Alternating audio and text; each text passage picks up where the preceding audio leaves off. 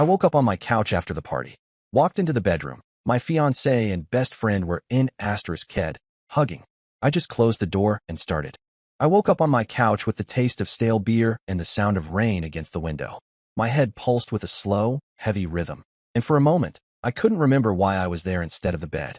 The house still smelled like cologne, pizza grease, and champagne. Plastic cups and bottles littered the floor. Someone's jacket was hanging off the TV. The night before was supposed to be a small celebration. My promotion finally came through after months of working weekends. My fiancée, Mara, insisted on hosting a party at our apartment. She said we deserved to have fun, that I needed to stop being such a machine. She was charming, loud, and everyone adored her. Especially Grant, my best friend since high school, the one who introduced us in the first place. As I sat up, the memories started to piece together. The laughter, the clinking glasses, Grant pushing another drink into my hand, saying I'd earned it. The music had blurred everything into one long, bright stretch. I must have crashed on the couch after 2 or 3 in the morning. The last thing I remembered was Mara hugging me from behind and whispering that she'd clean up later. I rubbed my eyes, grabbed a bottle of water, and decided to check if she'd fallen asleep in the bedroom. The hallway was dim, only lit by the blinking router light. When I opened the door, I froze. The sheets were twisted, clothes scattered across the floor, and the faint sound of steady breathing filled the room. Mara and Grant were asleep, naked, tangled together in the bed I'd bought last year. The one she said was too firm, but later claimed she'd grown to love. I didn't shout. I didn't move. For several long seconds, I just stood there. The clock on the nightstand blinked 8:41 a.m., and right beside it, I noticed something else. A phone, propped up against a candle jar, still recording. The red dot was blinking. I stepped closer, careful not to make a sound, and saw that it was Grant's phone. The camera faced them both, the screen dimmed, but still active. They hadn't even bothered to stop recording. That detail hit harder than the sight itself. It wasn't some impulsive, drunken mistake. They'd planned it, and they'd filmed it. I turned around, closed the door slowly, and leaned against the wall. The silence of the apartment felt heavier now, pressing against my skull. My chest wasn't burning with anger. It was hollow, like something essential had quietly been removed overnight. I took the phone from the nightstand on my way out, went to the kitchen, and sat at the table. The video was still playing when I unlocked it. There was laughter, their laughter, and Grant's voice slurring through half-formed sentences about how easy it was, how he'd always wondered what it felt like to have what I had. I paused the clip before I could see more. I scrolled back to the gallery, and that's when I found earlier recordings, short videos from the night before. Grant and Mara standing in the kitchen, whispering, mocking me. She said something about how I was too busy chasing promotions to notice what really matters. Grant laughed and kissed her shoulder. Then, one line that rewired everything in my head. By the time he wakes up, he'll think he blacked out early again. So they'd done this before. I put the phone down and stared at the gray light leaking through the window blinds. My pulse slowed to something unnaturally calm. The world didn't feel real anymore, but somehow it was easier that way. The kind of betrayal that doesn't ignite, it freezes you instead. I started moving automatically. I unplugged the router. I picked up my laptop from the living room, logged into our shared bank app, and transferred every cent from the joint account into my personal one. Then I disabled her card. She'd set the account up herself. It would take her a day to notice. Then I took the ring box from the kitchen drawer, the one I'd been planning to use next month in San Diego. I placed it in the freezer, between 2 bags of frozen peas. Somehow that felt fitting. As I sat back down, my phone buzzed. A message from Mara's mother. You two looked so happy last night. Congratulations on the engagement announcement. We're all so proud of you. Engagement announcement? I opened social media and saw a dozen tag posts. My living room filled with people in the photos, Mara holding up her hand with a ring I hadn't even given her yet. One she'd pulled out of my drawer, apparently for show. The caption under her post said, "He finally asked." Thousands of likes. Dozens of comments. Grant was in the background of one picture, grinning like he'd been in on it. That's when the nausea hit. She told everyone we were engaged hours before cheating in the same bed. I sat there for a long time, listening to the refrigerator hum. My thoughts were methodical now, stripped of any trace of panic. People think heartbreak is loud. It isn't. It's surgical. I looked at the ring box frosting over, the glow of her fake engagement post, and Grant's still recording phone. I knew then I wouldn't confront them. That would make it too simple. They'd cry, spin excuses, drag me into their drama. I wanted something colder. Something they'd remember every time they opened their eyes. So I made breakfast. Toast, eggs, black coffee. I sat on the balcony, scrolling through the messages on Grant's phone. Between 3 and 4 a.m., Mara had texted him. He's out. Lock the door. Don't forget to delete it this time. He never deleted it. By the time they woke up, I was gone. I left my car at the curb and walked to a nearby diner. The waitress there, an older woman with tired eyes, asked if I wanted refills. I said yes, mostly to hear a voice that didn't lie. At 10:26 a.m., my phone buzzed again. A message from Mara. Where are you? I think I drank too much last night. I didn't answer. Instead, I uploaded the entire video from Grant's phone to a hidden cloud drive, locked it with a password, and wrote it down on a napkin. Patience. I folded it carefully and slid it into my wallet. Whatever came next, I wasn't sure yet. But I knew one thing. This wouldn't end with shouting or broken glass. It would end with silence that burned slower and deeper than any revenge they could imagine. That morning wasn't the end of our story. It was the rehearsal for the destruction that followed. When I came back home that afternoon, the apartment felt smaller. The air was heavy with leftover perfume and guilt pretending to sleep. Mara was sitting at the kitchen table, wearing one of my shirts like she always did after nights she wanted to seem innocent. Her hair was wet from a shower, her voice soft when she greeted me. She smiled too much. She spoke like someone trying to erase a memory by overacting normal. She told me she had a migraine and didn't remember much from last night. She said Grant left early, that they all had too much to drink. She looked me right in the eye while saying it. Her lies came out smooth, rehearsed, almost lazy. I nodded, poured a glass of water, and asked if she wanted coffee. I didn't mention the phone in my bag or the footage I'd already uploaded. Her eyes relaxed when she thought I believed her. That small relief told me everything I needed to know. All morning, I'd been thinking about what kind of revenge would actually mean something. Screaming never worked on people like her. They could twist your pain into pity for themselves. What scared them wasn't anger. It was indifference mixed with precision. I watched her move around the kitchen, laughing at a text on her phone. Grant's name popped up on the reflection of the microwave. I memorized the time, 2:11 p.m. She left to run errands an hour later, humming under her breath, like the world was still perfect. The moment the door closed, I took her laptop. Her passwords were lazy, her birthday, our anniversary, foreverous. I found her photo folder first, then her private one, hidden in a renamed work file. Inside were dozens of pictures, Grant and her together. Some from last night, some older, months older. A hotel room, a cabin I didn't recognize, a mirror selfie where she wore the same necklace I'd given her last Christmas. I should have felt broken, but instead, something colder settled in. The kind of peace that comes from knowing you'll never again underestimate someone. Then I opened her messages. Among thousands of flirtations and jokes was one thread titled Plan. It started 2 months ago. Grant and Mara had talked about moving away, starting something new. She said she wanted to be free before the wedding. He said she didn't need to worry about money because Darren would take care of it all without noticing. That phrase cut deeper than the photos. I read it again, tracing the words like evidence in a courtroom.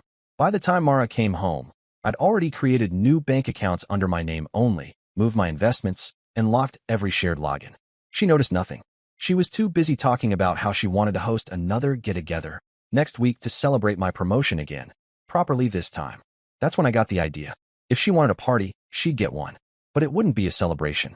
I told her it was a great idea, that we should invite everyone again. She lit up. She didn't notice how quiet I'd become. She started planning it immediately, calling people, booking a caterer, even asking if Grant could help out again. She laughed when she said it, pretending it didn't sound suspicious. During the next few days, I acted like everything was fine. I brought her flowers, took her to dinner, and made her think I'd already forgotten whatever doubts I might have had. The calmer I was, the more careless she became. She stopped hiding her phone. She stopped deleting messages. She even started flirting openly again, boldly texting Grant while sitting across from me. She thought she was untouchable, that I was still the same man who'd worshipped her. But I was studying her now, not loving her. 2 nights before the new party, I met Grant for drinks. He looked nervous but smiled like nothing was wrong. He tried to act friendly, asking if things were okay between me and Mara. I said everything was perfect. Then I mentioned the new dinner she was planning. His expression shifted instantly, a flicker of panic in his eyes. That was all I needed. While he went to the restroom, I unlocked his phone, same lazy code, his jersey number, and sent myself one message thread. It was between him and Mara, timestamped from last night. She'd texted, "He's acting weird, but we'll play it cool. After this weekend, we'll be free." Free from what exactly? Me? From accountability? From guilt? I smiled to myself and left before he came back. The next evening, Mara decorated the apartment with candles and gold streamers. She wore a silk dress I'd bought for her birthday. She kept glancing at her phone, waiting for Grant to arrive. I stood behind her, pretending to scroll through messages. By 8, the apartment was full. Friends, coworkers, neighbors. Laughter echoed off the walls again. Everyone congratulated us on the engagement. Mara played along beautifully. She toasted to new beginnings. Grant arrived late, disheveled, avoiding my eyes. When the room finally settled, I tapped my glass. I told everyone I wanted to show something special, a short video recap of our last celebration. Mara gasped with excitement, thinking I'd made a tribute. I connected my laptop to the TV. The lights dimmed. The music faded. The video began with harmless clips from my phone. Smiles, laughter, toasts. Then, 2 seconds of silence. In the next frame, a dimly lit room. Grant's voice. Mara's laugh. The image flickered, just enough for people to recognize them before the screen went black. The reaction was instant chaos. Someone shouted. A glass shattered. Mara's face drained of color. Grant froze. Then I calmly pressed stop and smiled. Sorry, I said lightly. Wrong file. I switched to a slideshow of random party photos like nothing had happened. People whispered behind their hands. The tension was a living thing in the room now. Mara tried to recover, forcing a laugh, claiming it was an old video, some drunk mistake. Grant said nothing. He just left the room. I could feel the atmosphere shift permanently. Whispers spread. The looks people gave her weren't curious. They were disgusted. When the party ended, Mara tried to act normal again, cleaning plates, pretending nothing happened. Her hands shook so badly that she dropped a glass. Later that night, as she slept, I sat on the balcony and opened my messages. One unread text blinked on my screen, from an unknown number. I saw the video. You're not the only one she lied to. Meet me tomorrow. No name. No photo. The next morning, I met the sender at a small cafe downtown. It was Holly, Grant's girlfriend. I hadn't seen her at the party. She looked exhausted, like she hadn't slept in days. She said she'd suspected something for months, but didn't have proof until now. She told me Grant had borrowed money from her, claiming he needed it for a business project. Then she found transfers to Mara's account. They were planning to move to Florida together, using money from both of us. The betrayal deepened, but this time it came with clarity. Holly showed me screenshots of flight bookings for the following week. My name was listed as the payment method. They used my credit card. They'd planned it so smoothly, counting on me being too distracted to notice. When she asked what I was going to do, I didn't answer immediately. Because right then, for the first time, I realized what real revenge could look like, something that would make them question every decision they'd ever made. I told Holly I had a plan, and if she wanted, she could be part of it. She hesitated for a moment, then nodded. And just like that, the quiet game became a war neither Mara nor Grant would see coming. Holly and I sat in that cafe for nearly 2 hours, dissecting every piece of what they'd done. Every transaction, every message, every lie. She had screenshots from Grant's phone that made even my stomach turn. He'd told her she was just convenient, that she was useful for covering bills. The same man who used to sleep on my couch when he got evicted was now stealing my money through my own fiancée. Holly's face didn't show pain anymore, just exhaustion mixed with resolve. We didn't need to say the word revenge. It hung in the air between us like static. We both understood what needed to happen. The first move had to look accidental. If they suspected me, it would ruin everything. I told Holly to stay quiet, act as if she didn't know anything. I'd handle the rest. She agreed. Over the next few days, I turned Mara's life into a series of small, invisible collapses. Her debit card suddenly stopped working. Her phone plan mysteriously reset, erasing backups. Deliveries she ordered never arrived. She spent hours on hold with customer service, growing more agitated by the day. She called me at work once, almost in tears, complaining that she felt cursed. Meanwhile, I was transferring money out of accounts she didn't even know existed. Every dollar I'd ever earned that she'd touched, I pulled back into my name. But there was a more elegant layer to what I wanted. Something that would make her and Grant destroy each other without realizing I was the one pulling strings. The following weekend, I sent 2 anonymous packages. One to Grant's workplace, containing printed screenshots of his messages with Mara, including a few that mentioned using company credit to fund their trips. The other to Mara's office, an envelope with photos of her and Grant together, postmarked with no return address. I didn't expect the chaos to start so quickly. By Monday afternoon, Mara came home early, trembling with rage. She accused me of invading her privacy, though she couldn't explain how I could have gotten those photos. She shouted that her boss wanted to talk about professionalism. Grant called her while she was still yelling. She answered on speaker without noticing, and I heard his panic. His firm had suspended him pending investigation. Someone had reported inappropriate financial activity. Their downfall had started eating itself alive. I watched it unfold from the kitchen counter, pretending to care. I nodded, offered comfort, asked if she wanted me to call someone. She didn't realize how calm I was, how I'd stopped blinking while she spoke. That night, she barely ate. She kept pacing, muttering that someone was trying to ruin her life. The irony nearly made me laugh. The next day, I met Holly again. She looked lighter, almost peaceful. She'd found out something new. Grant had been lying to Mara too. He wasn't planning to move away with her. He was juggling another woman, a co-worker at his firm, and he'd been promising her the same future he'd promised Mara. It was almost poetic how their betrayals stacked up in perfect symmetry. Holly asked what the next step was. I told her it was time to make them face each other. I told Mara I wanted to throw one last dinner, a closure night before she and I took some space. She immediately agreed, probably thinking she could use it to repair her image or regain control. I told her to invite Grant to clear the air. She hesitated for a second, but her desperation overpowered her shame. She said yes. On the night of the dinner, I made everything perfect. Candles, a slow jazz playlist, wine. The table set for 4, because I'd also invited Holly, though Mara didn't know. The doorbell rang. Grant walked in, nervous but trying to act casual. He brought a bottle of wine as if we were still friends. Then Mara appeared, dressed like nothing had ever happened, pretending everything was under control. When Holly walked in last, the air changed. She said nothing, just sat opposite Mara. For the first few minutes, no one spoke except me. I poured drinks, made small talk about work, asked if anyone had plans for the holidays. Then I said I had a surprise to lighten the mood. I turned the TV toward the table and pressed play.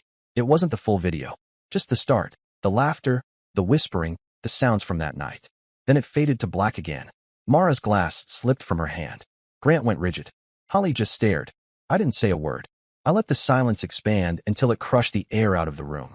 Mara finally broke, shouting that this was out of context, that I was twisting things. Holly stood up, walked to her, and threw the printed photos on the table, ones Mara had sent to Grant months earlier. "You ruined my life," Holly said quietly. Then she turned to Grant. "And you never even told her I was pregnant." Mara's head snapped toward him, eyes wide. He looked stunned, like the words had hit him physically. I hadn't known that part either. The twist slammed into me too, but I didn't let it show. Mara began screaming at Grant, accusing him of lying to her, using her. Grant shouted back that he'd lost his job because of her. Holly backed away, tears forming but her voice steady. She told them both that they deserved each other and left. The sound of the door slamming echoed for several seconds. Grant turned to me next, his face twisted with guilt and desperation. He muttered something about not meaning for it to happen. I told him I didn't care what he meant. Intentions were for people who could be trusted. He left soon after, slamming the door. Mara followed him outside barefoot, chasing him down the hall, still shouting. I stood at the window and watched her beg him not to leave her alone. When the building finally went quiet, I sat at the table surrounded by shattered glass, half-eaten food, and the faint smell of candle wax. I thought it was over. But later that night, my phone buzzed again. A message from an unknown number. "I hope you're happy. You ruined 3 lives tonight." No name, but I knew who it was, Mara. She didn't stop there. Over the next few days, she sent paragraphs about how she'd lost everything, how she was the victim of manipulation. Then one message that made me pause. "I know what you did. You think you're safe? Watch your inbox." That same evening, I received an email from an unfamiliar address, with attachments. One was a copy of the video I'd played during the dinner. The sender had forwarded it to multiple people, including my company's HR department. She was trying to take me down with her. But here's where she miscalculated. The video she sent wasn't the real one. The file had been uploaded weeks ago to a hidden drive I controlled. The version she sent was a decoy, one I'd replaced the morning after the party. It showed nothing explicit, just laughter and blurred footage. All it proved was that I'd accidentally played a corrupted file. HR dismissed it instantly. Her attempt backfired. Her last bit of credibility gone. 2 days later, she showed up at my office lobby. Security stopped her before she reached my floor. She screamed that she needed to see me, that she was being hunted online. Someone had leaked the actual footage publicly that morning and censored. I hadn't done it, and neither had Holly. Whoever did knew exactly how to make it hurt. I didn't find out who sent it until later. It wasn't me. It wasn't Holly. It was Grant's own coworker, the one he'd been seeing behind Mara's back. She'd found the videos in his email archive after his suspension. She sent them to everyone. Grant went into hiding. Mara's family blocked her. She lost her job within hours. That night, as I scrolled through the chaos, Holly called me. Her voice was calm. She said she wanted to meet one last time, just to settle everything. I agreed, because something about the way she said it didn't sound like closure. It sounded like a door opening to another twist neither of us saw coming. The night Holly called, the city felt strangely quiet. The storm that had hung over the week finally broke, leaving the streets glossy and reflective. I met her at a small riverside bar, the kind with cheap wine and soft lighting that made everyone look a little bit lost. She was already there when I arrived, sitting by the window with a glass untouched in front of her. Her phone was face down on the table. When she saw me, she gave a faint smile. Not the kind that meant comfort. One that said she'd already made peace with something. I sat across from her. Neither of us spoke for the first minute. There wasn't much left to say after everything that had burned down. Then she exhaled and said quietly, "It's done." She meant Grant and Mara. The video had gone viral across their entire social circle. Friends, co-workers, even family had seen it. Mara tried to file a privacy complaint, but by then, it had already been reposted hundreds of times. Grant's company released an internal statement confirming his termination. He disappeared, shut off his phone, deleted social media, left his apartment. Mara's mother sent me one last message that week. "You were right about her. I'm sorry you had to find out like that." Then blocked her own daughter. Holly told me that after the leak, Mara had shown up at Grant's workplace, screaming, begging for answers. Grant had walked past her without a word. That was the last anyone saw of him. It should have been over. That's what I thought, sitting across from Holly. But then she slid her phone toward me. On the screen was an email sent from my personal address to her. It said, "Delete the footage after you post it. Make sure they think it's you. I'll handle the rest." The timestamp was from the morning the video went public. My stomach dropped. It wasn't real. I hadn't sent that. The wording, the phrasing, it was too careful, too deliberate. Someone wanted it to look like me. I scrolled down. Attached to the email were stills of me and Holly at the cafe, the dinner, even outside her apartment. Someone had been following us, collecting everything. "Who sent this to you?" I asked. Holly stared out the window, her reflection pale in the glass. "Mara," she said. "Last night. She said if I didn't tell you, she'd ruin me too." She leaned back, rubbing her temples. "She thinks we worked together to destroy her. That I leaked it on your orders." I sat there, trying to process it. Mara had nothing left to lose. That made her dangerous. Holly said she'd tried to reason with her, but Mara wasn't listening. She was unraveling fast, calling everyone, threatening lawsuits, blaming everyone but herself. She told her family she'd been blackmailed, told co-workers I'd hacked her accounts, told mutual friends she was set up. It was the desperation of a person watching their identity rot in real time. I told Holly to ignore her, to block every number she didn't recognize. She nodded, though I could see in her eyes she didn't believe it was over either. We left separately that night. The next morning, I woke to 3 missed calls and a voicemail from an unknown number. It was Mara's voice, trembling, half whisper, half sob. She said she needed to see me one last time. She said she had proof that someone else was behind everything, that I'd been played. I deleted the message without listening to the end. Around noon, police cars pulled up outside her apartment complex. A neighbor had called it in after hearing shouting and glass breaking. The report said she'd been found unconscious after overdosing. The paramedics got to her in time, but she was in the hospital for days. I didn't visit. Guilt isn't the same thing as sympathy. You can feel sorry for what someone became without forgetting what they did to make it happen. When she woke up, she tried again, called from the hospital, asked for me. I refused. She sent another letter through a mutual friend, one that made my hands shake. Inside was a printed screenshot. It was from a fake social profile, anonymous, created a month earlier. It showed conversations between me and someone using Holly's photo. Dozens of messages, long, intimate, romantic, fabricated perfectly.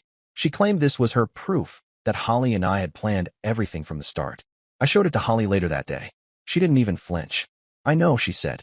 "She sent them to me too."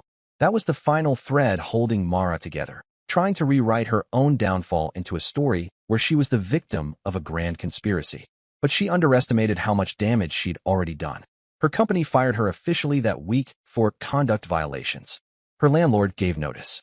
Her family refused to take her in. She posted a long, rambling message online about betrayal and forgiveness that got shared for all the wrong reasons. It turned into a meme. People laughed. I didn't share it, but I read it twice. Every word felt like a closing door.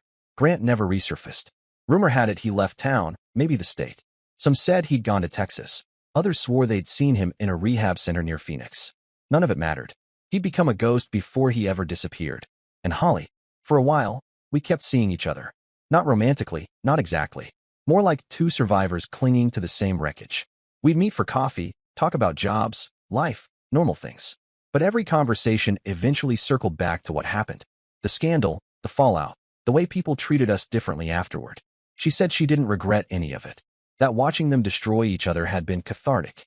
I told her I didn't regret it either, but I wasn't sure that was true. Sometimes revenge gives you closure. Sometimes it just replaces grief with silence. A month later, she called to say she was moving to Portland. A new job, a new start. I wished her luck. We didn't say goodbye, not really. Just let the line go quiet until one of us hung up. Life after that was quieter. I sold the apartment, bought a small place near the coast, started working remotely. Some nights, when the waves were loud enough, I almost forgot the sound of Grant's laughter or Mara's voice. Almost. Then, one evening, while checking my mail, I found a small, unmarked envelope. Inside was a folded note and a photo. The note said, "Now we're even." The photo was of Holly, standing beside a man who looked exactly like Grant, both smiling, holding drinks. It wasn't dated. At first, I thought it was fake. Then I looked closer at the background. A sign on the wall. "Welcome to Phoenix Lounge." The same rehab roomer from weeks before. I sat down on my porch, the sound of the ocean mixing with my heartbeat. If it was real, it meant one of two things. Either Holly had found him and gone back, or she'd set me up from the beginning. Maybe she'd used me to wipe both of them out, then forgiven him once she'd burned me too. The thought didn't make me angry. It made me tired. In the end, I realized the truth didn't even matter. Whether she'd betrayed me or not, whether they found their way back to each other, it was all part of the same cycle. People like them didn't stop until someone walked away for good.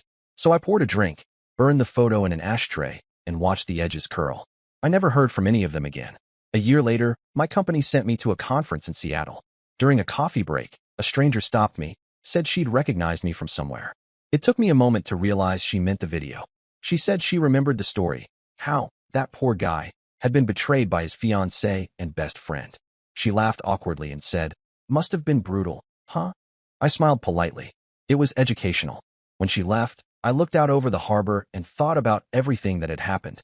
The video, the manipulation, the messages, the endless web of lies. In the end, none of them destroyed me. They destroyed each other trying to. That was the only revenge worth having.